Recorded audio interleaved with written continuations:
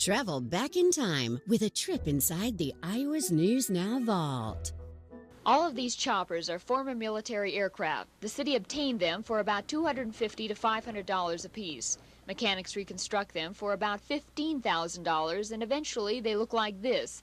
That's been the city's practice for 8 years now, and each year the fleet gets bigger and the aviation budget gets redder.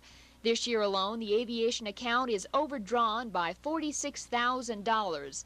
Before the fiscal year ends in June, that figure will climb to $53,000.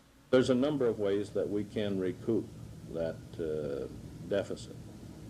Number one, we do have the two Hillers that would be available for resale. As I indicated to you, we anticipate probably receiving in excess of $20,000 apiece for those, which would indeed make up the deficit. The unfortunate part is that we're not going to be able to build prior to July 1. So it would probably require some kind of a temporary loan until such time as they could be sold.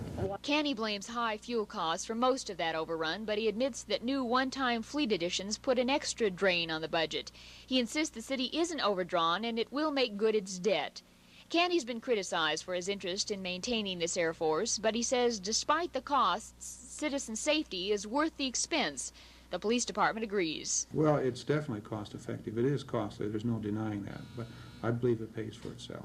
So the city of Cedar Rapids is sold on helicopters, but we talk with 10 of this country's largest cities, and most of them have a smaller fleet. Karen Church, 2 Action News, Cedar Rapids.